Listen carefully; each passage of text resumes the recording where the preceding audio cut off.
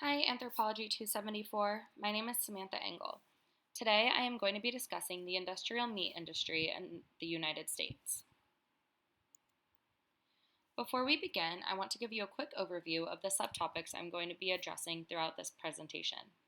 I'm going to be discussing the industrial meat industry in relation to the food animal, the industry itself, the effects of the industrial meat industry on both the land and the environment, and the disconnect had between humans and the food animal. I've outlined a few questions to consider throughout this presentation. The first is, do we need meat to sustain the health of a growing population? What are the impacts of the meat industry in the United States? How can we reduce the disconnect between humans and the food system? Is there room for improvement? If so, what steps can be taken? First, I'm going to be talking about the food animal as discussed primarily in Lecture 7. When talking about the food animal, we related it specifically to meat. The definition of meat is the flesh of an animal, especially a mammal, as food.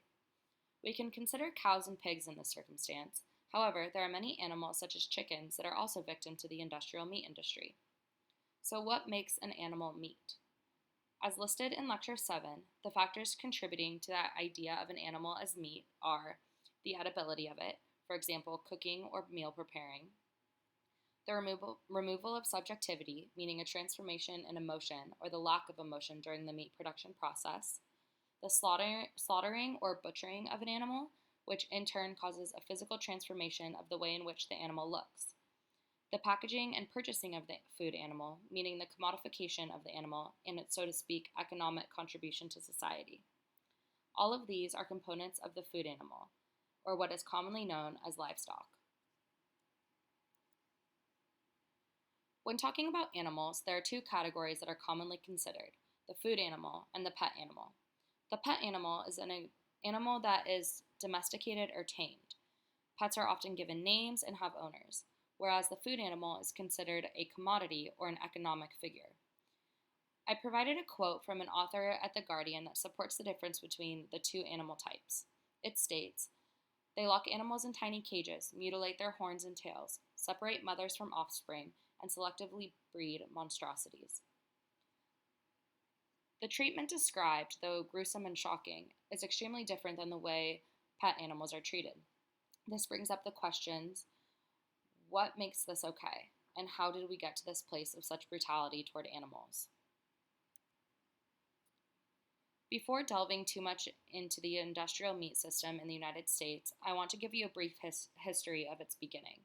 The Union Stockyards opened in Chicago in the year 1865. From this point, the meat industry expanded and grew at a rapid rate. Systematic technologies such as the disassembly line, which is utilized to slaughter animals, were created. With this, there were inventions of freezing and transporting methods, which all contributed to the overall quickness, efficiency, and profitability of the industrial meat industry. From this point on, the industry has continued to expand and dominate the food system. As the human population grows, so does the food system. As of right now, the human population is 7.6 billion and is expected to reach 8.6 billion by 2030.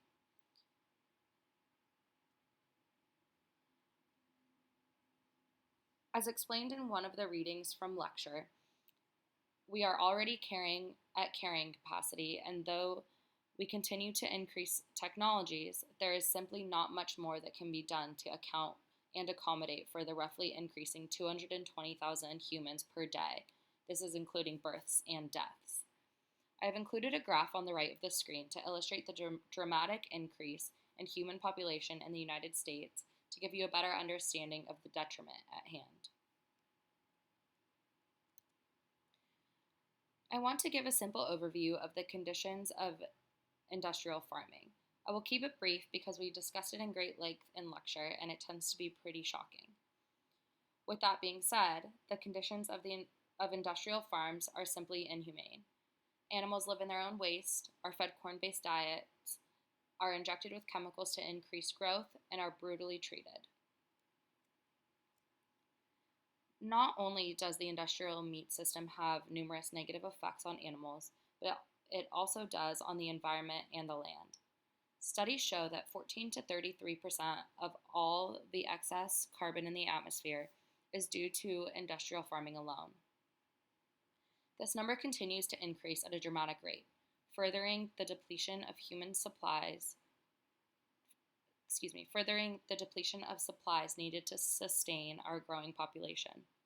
Along with this, studies also show that animal dung alone causes twice the amount of water pollution than other industrial factors combined. With all aspects of the system included, the greenhouse effect will continue to raise the temperature of the planet at an average of 0.3 degrees Celsius every decade. Another serious implication of the industrial meat system is the land. Studies show that over half of the total land area of the lower 48 states is used for the production of meat and dairy. Due to this, over 260 million acres of forest have been lost and continue to be.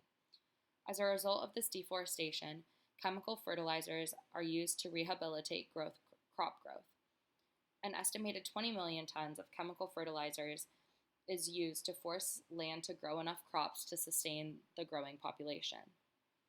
The lack of knowledge had by society surrounding this topic leads us to the next topic of disconnect between humans and their food. As industrial meat production increases in the United States, so does the disconnect had between individuals and their food.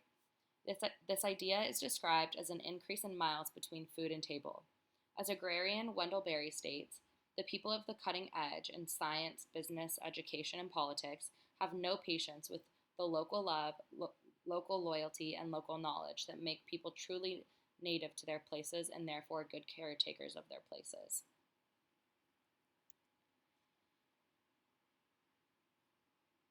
So what is being done to work to eliminate this disconnect? A great example is a company in Great Britain called Green Stuff. Green Stuff labels every organic food product it sells with a scannable barcode that allows the customer to see who grew it, where it was grown, ingredients used, live footage of the animal being purchased, and more. British newspaper writer described the sensation as seeing their weakened joint when it still had horns and hooves, contently grazing on the farm where it was bred. Another great example of a new paradigm is that of Takao Furuno, a farmer in southern Japan. Instead of producing rice in a monoculture dependent on fertilizers and pesticides to achieve acceptable yields, he developed an elegant, complex species interdependent system that has increased his rice yields while producing a full range of the food products, without relying on any outside crop inputs. These two examples provide both simple and cohesive solutions that can be utilized in any number of ways and forms to replace the industrialized food system within the United States that is currently not serving the overall health of humans and the environment in a sustainable way. To conclude, I want to circle back to the questions presented at the beginning of the presentation. Do we need meat to sustain the health of a growing population? What are the impacts of the meat industry in the United States? How can we reduce this disconnect between humans and the food that they are consuming? Is there room for improvement? If so, what steps can be taken?